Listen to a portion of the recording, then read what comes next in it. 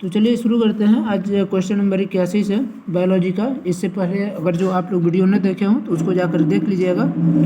ये 2022-23 का full solution series है। ये आप पेपर देख रहे हैं 2022-23 का। एक सेकेंड, हाँ ये देखिए 2022-23 का है। तो इसके और फिजिक्स और केमिस्ट्री के पूरे क्वेश्चन हो चुके हैं। बायोलॉजी के कुछ क्वेश्चन हैं तो वो हो रहे हैं, लास्ट क्वेश्चन बचा हुआ है। तो आज इस वीडियो में हम पूरा कंप्लीट कर लेंगे।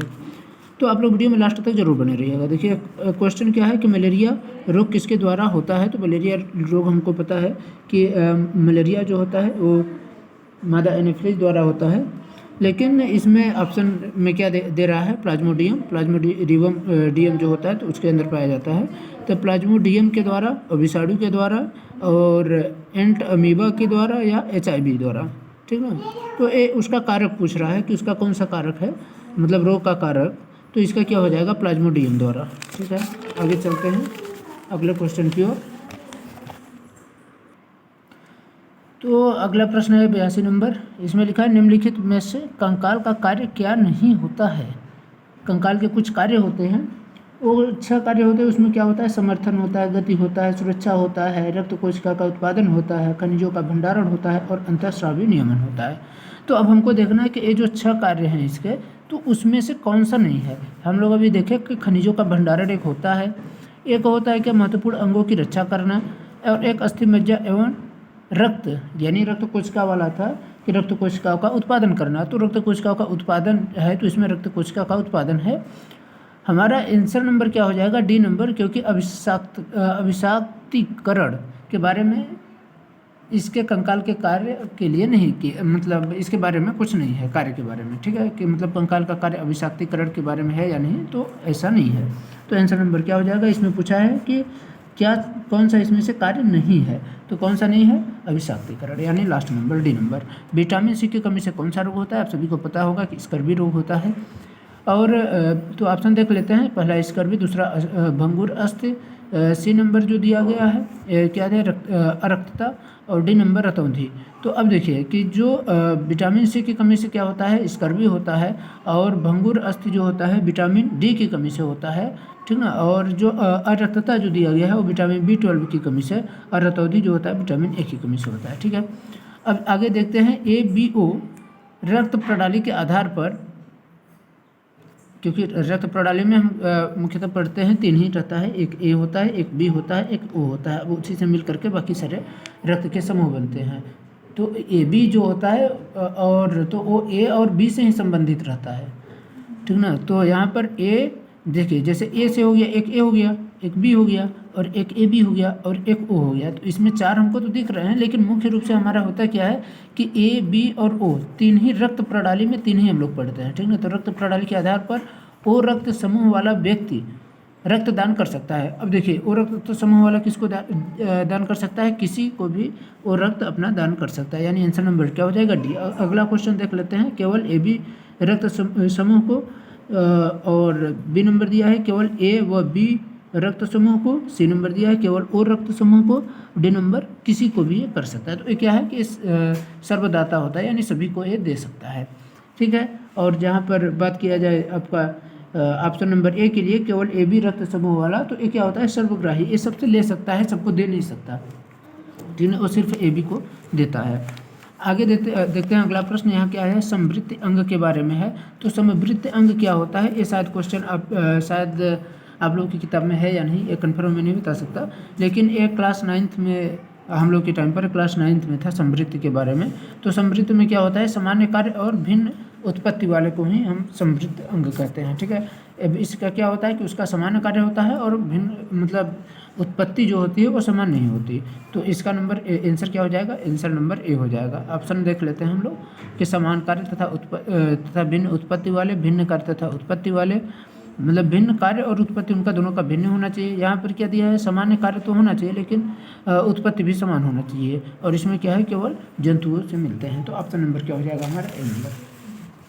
अगले प्रश्न की ओर हम लोग चलते हैं। अगला प्रश्न क्या है, निम्नलिखित, ये आपको कॉलम दे रहा है, देखिए इसमें सही जोड़ी भी प्रश्न आते हैं, तो आप लोग की किताब में अगर सही जोड़ी है तो उसको आप ध्यान रखिएगा, और नहीं तो कहीं से भी रैंडम पूछ लेता है, क्योंकि सही जोड़ी एक ऐसा चीज़ है, अगर उससे क्योंकि ये संबंधित पूछता है, जैसे केचुआ इससे किस चीज़ से संबंधित है, उसी चीज़ से मनुष्य किससे संबंधित है, मेढक किससे संबंधित है, कीट किससे संबंधित है, तो ऐसा क्वेश्चन आपको बनाया जा सकता है। ये आपका आवर्त सारणी में भी क्वेश्चन इस टाइप के बन सकते हैं कि आवर्त सारणी में आपको बताना है कि ये मतलब एस ग्रुप वाले कौन है, डी ग्रुप वाले कौन है और एफ ग्रुप वाले कौन है, तो और पी ग्रुप वाले कौन है। तो ऐसे क्वेश्चन वो चाहे तो आराम से आपको कॉलम वाइज में दे करके पूछ सकता है। तो आप लोग अगर थोड़ा सा भी अगर समझदारी का प्रयोग करेंगे, अगर थोड़ा सा अगर पढ़े लिखे रहेंगे बढ़िया से, तो इसको आसानी से आप हल कर सकते हैं। देखिए क्या है कि केचुआ जो दिया गया है, हालांकि ये डायरेक्ट रूप में आपकी किताब में नहीं मिलेगा, ये 11वीं की किताब में है चैप्टर। तो कुछ क्वेश्चन जैसा कि मैं बताया था कि एक आध दो क्वेश्चन कहीं बाहर से भी आ जाते हैं, तो एक क्वेश्चन कुछ मान लीजिए वैसे ही है, लेकिन ये 9वीं में अगर शायद आपकी किताब में रहा होगा। ठीक है, देखिए केचुआ के बारे में दे रहा है, इसमें क्या है कि निम्नलिखित में से सही, तो केचुआ है, मनुष्य है, मेंढक का, कीट है। यहाँ पर ऑप्शन क्या मिल रहा है, पल्मोनरी, गलफड़े त्वचा, फेफड़े, ट्रेकिया और क्यूटेनियस। अब देखिए इसमें से अगर आप एक के बारे में पता कर सकते हो तो बहुत ऑप्शन तो आप एलिमिनेट कर लेंगे ऑटोमेटिक। जैसे मुझे मानिए कि कुछ भी नहीं मालूम, मनुष्य का मालूम है, मनुष्य का क्या होता है, पल्मोनरी होता है। मनुष्य का क्या होता है, मनुष्य का पल्मोनरी। अब हम लोग मनुष्य का पल्मोनरी वाले ऑप्शन पर देखेंगे तो मतलब सेकेंड नंबर का ए किस में दिख रहा है, सेकेंड नंबर ए हो गया। अब इसमें ए किस में है, बी और सी में, तो हमारे ऑप्शन क्या हो, आंसर क्या हो सकते हैं, बी या सी में से कोई एक होगा। अब देख लेते हैं फर्स्ट नंबर केचुआ। अब केचुआ क्या हो सकता है, हम लोग अगर केचुआ का अगर जिसको आंसर मालूम हुआ तुरंत कर ले। देखिए केचुआ में क्या होता है, गलफड़ा होता है, त्वचा होता है, फेफड़े, तो इसका आंसर क्या हो जाएगा, इसका नंबर ए हो जाएगा, यानी फर्स्ट का बी हो जाएगा। फर्स्ट का बी आपको देखना है कि फर्स्ट का बी आपको किस में मिल रहा है। ठीक है, अरे सॉरी, इसमें क्या है कि केचुआ का गलफड़ा नहीं, मेढक का गलफड़ा होता है, वो ध्यान से भूल गया था केचुआ का। कि देखिए क्या होता है कि मेढक जो होता है पानी में पाया जाता है, उसमें क्या होता है, गलफड़ा होता है, त्वचा और फेफड़े भी होते हैं। तो क्योंकि ये उभयचर श्रेणी में आता है, तो आप लोग इसको ध्यान रखिए। अब लाइट थोड़ा सा कट गए थे। देखिए इसमें क्या है कि मनुष्य का हमको पता है पल्मोनरी, और केचुआ का हमको मान लीजिए नहीं पता है। मेढक का हमको पता है कि गलफड़े त्वचा, यानी तीसरे का बी नंबर हमको देखना है। तीसरा नंबर ए है, इसमें बी नंबर जहाँ पर हो वही हमारा आंसर होगा। बी नंबर ए हो गया, मनुष्य का ए नंबर यहाँ आपको दिख रहा है, यानी आंसर क्या हो जाएगा हमारे बी नंबर। तो हमारा आंसर क्या हो गया यहाँ पर बी नंबर। अब अगला प्रश्न देखते हैं। अगला प्रश्न क्या है, 87 नंबर किया है। यद्यपि श्वसन में कार्बन डाइऑक्साइड गैस निकलती है, फिर भी वायुमंडल में कार्बन डाइऑक्साइड की मात्रा स्थित रहती है, क्यों। देखिए इसका बहुत बड़ा कारण यह है कि हम लोग जब कार्बन डाइऑक्साइड अपना निकालते हैं तो पेड़ पौधे क्या करते हैं, उसका मतलब अपने कार्बोहाइड्रेट द्वारा, प्रकाश संश्लेषण द्वारा कार्बोहाइड्रेट का निर्माण करते हैं। उनके मतलब वो उनका वृद्धि विकास उसी से होता है, कार्बन डाइऑक्साइड से ही आप मान सकते हैं। ठीक है, तो इसका देखिए क्या होगा कि कार्बन डाइऑक्साइड गैस प्रकाश संश्लेषण में कार्बोहाइड्रेट में परिवर्तित हो जाती है, तो इसका आंसर नंबर क्या हो जाएगा, आंसर नंबर सी हो जाएगा।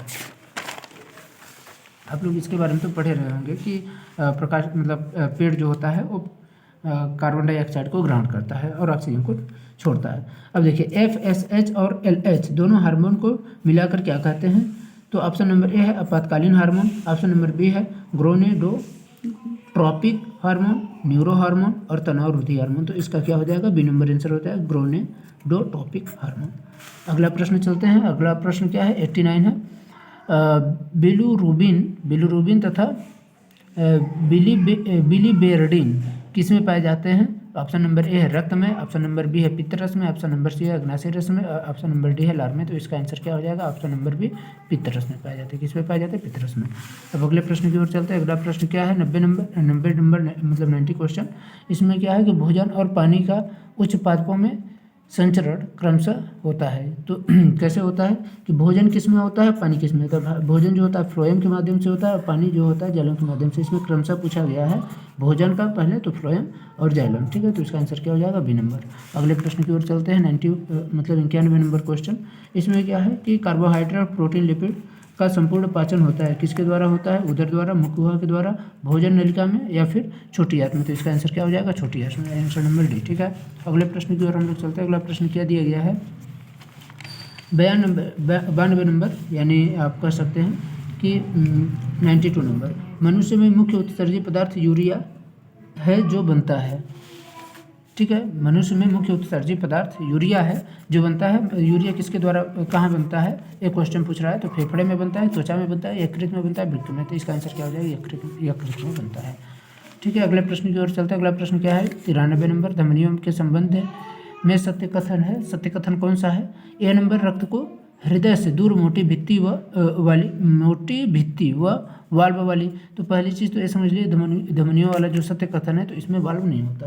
ठीक है, तो वाल्व अगर जिसमें है वाल्व वाली लिखा है तो हम ऑटोमेटिक यहाँ से कट कर लेंगे। पहले वाल्व वाली देखिए, बिना वाल्व वाली ये हो सकता है, हम लोग अभी प्रेजेंट के लिए कर सकते हैं कि इसको ए हो सकता है और यह वाल्व वाली होती है, यानी ए तो नहीं होगा। अब बी नंबर और डी नंबर हमारे ऑप्शन बचते हैं। अब आगे देखिए इसमें क्या है कि इस रक्त को हृदय से दूर मोटी भित्ति, तो इसमें क्या होता है कि जो धमनियाँ होती है और रक्त को हृदय से शरीर में लेकर के जाती हैं। ठीक है, मतलब अन्य स्थानों पर तो वो ले जाने का कार्य करती हैं। और इसमें क्या दिया गया है कि इसमें बोला है रक्त को हृदय की तरफ, तो हृदय की तरफ क्या धमनियाँ लाते हैं, तो इसका आंसर ये नहीं होगा, यानी ए भी नहीं होगा। आंसर नंबर क्या हो जाएगा? बी नंबर हमारा आंसर हो जाएगा। ठीक है, अगले प्रश्न की ओर चलते हैं। 94 नंबर प्रश्न पूछ रहा है कि वायुमंडल में कौन सी परत में ओजोन गैस की मतलब कौन सी परत में ओजोन परत पाई जाती है?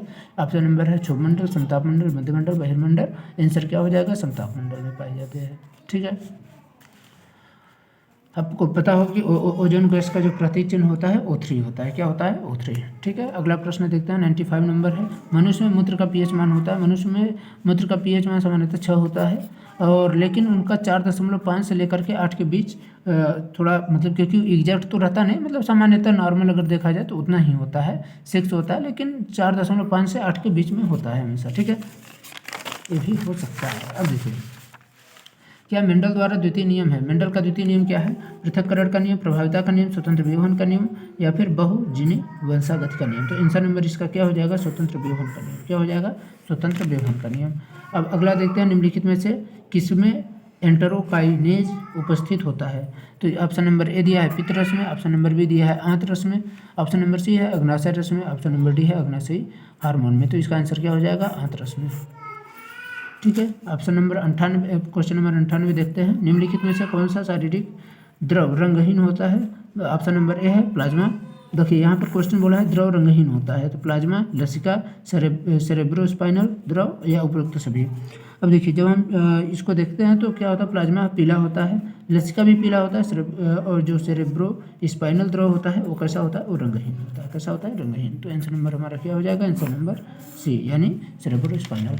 अब अगला देखते हैं, विटेकर के 5 जगत वर्गीकरण में कितने में यूकैरियोटिक जीवों को रखा है? तो 5 जगत में से कितने को यूकैरियोटिक जगत में रखा है? तो इसमें क्या हो जाएगा? 4 हो जाएगा। कि कितने को? 4 को रखा है। ठीक है, लास्ट क्वेश्चन देखते हैं, लास्ट, और इस पूरे प्रश्न पत्र का लास्ट क्वेश्चन है। ये क्या है क्वेश्चन? क्रेब चक्र में निर्माण होता है, किसका निर्माण होता है? ऑप्शन नंबर ए है ग्लूकोज से लैक्टिक अम्ल में पायरुविक अम्ल परिवर्तित होकर ऊर्जा में रूपांतरित होता है, और ग्लाइकोजन के लैक्टिक अम्ल का ग्लाइकोजन से लैक्टिक अम्ल का, या ग्लूकोज यहाँ ग्लूकोज होगा, तो ग्लूकोज के से पायरुविक अम्ल का। तो इसका आंसर क्या हो जाएगा? इसका हो जाएगा पायरुविक अम्ल परिवर्तित होकर ऊर्जा में रूपांतरित होता है। इसमें क्या है कि क्रेब चक्र में जो कार्बन डाइऑक्साइड होती है और हाइड्रोजन, ठीक ना, कार्बन डाइऑक्साइड और हाइड्रोजन में बदलता है, और फिर क्या होता है उसमें ऊर्जा की अत्यधिक मात्रा में ऊर्जा वहाँ से उत्पन्न होती है। ठीक है, तो इसमें क्या होगा? ऊर्जा में रूपांतरित होती है। ऑप्शन नंबर क्या हो जाएगा? डी। तो ये रहा लास्ट आपका क्वेश्चन, और इसी के साथ ये हमारा जो सुपर 100 का प्रवेश परीक्षा 2022-23 का है ये समाप्त होता है। अब हम लोग जैसा कि कल अगर आप लोग वीडियो देखे होंगे तो उसमें हमने 2023-24 का प्रश्न पत्र डाल दिया हुआ। आप चाहें तो टेलीग्राम चैनल से आप जाकर वहां से देख भी सकते हैं, और इसका एक नॉर्मल व्यू के लिए मैं एक वीडियो डाला भी था। अब उसका पूरा विस्तृत डिटेल से उसका सॉल्यूशन कराएंगे। फिर इसके बाद आप लोगों की जैसे क्या होता है कि मोस्ट MCQ जो क्वेश्चन आपको लगता है कि नहीं आ सकते हैं क्वेश्चन, चाहे फिजिक्स का हो, केमिस्ट्री का हो, चाहे बायो का हो, तो सबका एक एक करके कराया जाएगा। ठीक है, तो धन्यवाद, बाय बाय, आप लोग अपना ध्यान रखिए।